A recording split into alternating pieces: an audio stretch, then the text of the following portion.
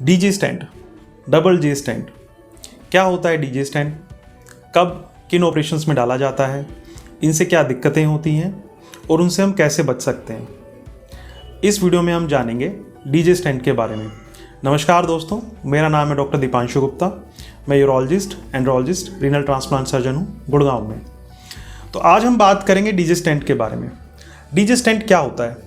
DG stent एक plastic की, जैसा कि आप देख सकते हैं, प्लास्टिक की वायर के जैसा रहता है, जिसका नाम डबल जे क्यों पड़ा है? क्योंकि इसके दोनों सिरे जो हैं वो एक जे के आकार में रहते हैं। तो इसको हम किडनी की सर्जरीज, जैसे कि स्टोन सर्जरी है या कोई रिकंस्ट्रक्टिव प्रोसीजर है किडनी का या यूरेटर का, या फिर कोई भी अगर इन्फेक्शन हो गया है या पस है किडनी में, उनको ट्रीट करने के लिए हम इसको डालते हैं। अब यूरेटर को डायलेट करने के लिए, जैसे कि RIRS प्रोसीजर से पहले भी इसको डालना पड़ता है। तो इसका एक हिस्सा जो एक जे है वो यूजुअली किडनी में रहता है।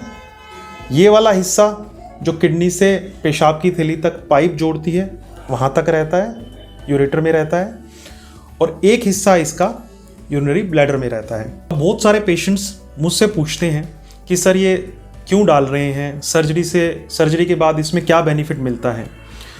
तो स्टोन की सर्जरीज हैं या कोई भी रिकंस्ट्रक्टिव सर्जरीज हैं, उसके बाद यूजुअली उस एरियाज़ में काफ़ी ब्लड क्लॉट्स बन जाते हैं। अगर स्टोन के आसपास इन्फेक्शन है या पस है या कोई भी स्टोन के छोटे फ्रैगमेंट्स हैं, अगर हम सिर्फ स्टोन को सर्जरी करके निकाल देंगे और कोई भी ऐसी चीज़ हम किडनी में या यूरिनरी ट्रैक्ट में नहीं डालेंगे, तो काफ़ी चांसेस हैं कि जो ब्लड क्लॉट्स हैं या स्टोन के फ्रैगमेंट्स हैं, छोटे फ्रैगमेंट्स हैं, या फिर जो पस के फ्लेक्स हैं, वो यूरिनरी ट्रैक्ट को ऑब्स्ट्रक्ट कर सकते हैं और हमारी सर्जरी को फेल कर सकते हैं या पेशेंट को प्रॉब्लम कर सकते हैं। इसलिए ये डीजी स्टेंट स्टोन सर्जरीज के बाद डाला जाता है। रिकंस्ट्रक्टिव प्रोसीजर्स में, जिनमें यूरेटर का रिपेयर हुआ है या पेल्विस की कोई सर्जरी हुई है जैसे पाइलोप्लास्टी, उनमें उस एरिया का प्रेशर कम करने के लिए, जिससे कि जो हमने टाँके लगाए हैं वो मूव ना करें, वो ढीले ना पड़ें और हमारा यूरिन का फ्लो प्रॉपर चलता रहे और प्रेशर इंक्रीज़ ना करे, ये हम उन सर्जरीज़ में इसलिए डालते हैं। अब हम बात करेंगे कि डीजी स्टेंट से क्या प्रॉब्लम्स हो सकती हैं। जो सबसे common problem patients usually encounter करते हैं वो ये रहती है कि जब वो यूरिन पास करते हैं तो जिस तरफ उनको डीजी स्टेंट डला हुआ है उस तरफ उनको माइल्ड सा पेन या खिंचाव महसूस होता है। होता ये है कि जब किन्हीं पेशेंट्स को डीजी स्टेंट डला हुआ है, तब जब वो यूरिन पास करते हैं तो कुछ यूरिन का पार्ट स्टेंट से पेशाब की थैली से होते हुए हमारी किडनी में चला जाता है, जिसकी वजह से उन्हें सिर्फ यूरिन पास करते समय दर्द होता है, बट वो जैसे ही यूरिन पास कर लेते हैं तो कुछ समय बाद वो दर्द जो है वो ठीक हो जाता है। तो ये कोई भी घबराने की विषय नहीं है, ये कोई ऐसा सिम्टम नहीं है जिसके लिए आपको बहुत ज़्यादा कंसर्न होना पड़े। दूसरा, बहुत सारे पेशेंट्स को लगता है कि बार बार यूरिन जाने जैसा मन हो रहा है, मुझे बार बार यूरिन लग रहा है, या फिर यूरिन में जलन हो रही है। तो उसका सीधा सा कारण ये है कि जब भी पेशेंट कोई भी मूवमेंट करते हैं या चलते हैं या दौड़ते हैं या कोई भी अपनी नॉर्मल एक्टिविटी करते हैं, तो ये वाला जो हिस्सा है जो कि पेशाब की थैली में डला हुआ है, वो हिस्सा रगड़ खाता है, फ्रिक्शन होता है उसमें, और पेशाब की थैली की दीवार से वो रगड़ खाता है, जिसकी वजह से पेशाब की थैली इरिटेट होती है और उसे लगता है कि पेशाब भर गया है या पेशाब की मात्रा अधिक हो रही है, तो उसको वो बार बार सिकुड़ती है और हमें ऐसा महसूस होता है कि जलन लग रही है या फिर पेशाब बार बार जाने का मन होता है। तो ये नीचे वाले इस कॉइल की वजह से होता है, जो कि डीजी स्टेंट निकालने के बाद अपने आप ठीक हो जाता है। काफ़ी पेशेंट्स आते हैं जो कि कहते हैं हमारे पेशाब में लालपन आ रहा है या खून आ रहा है।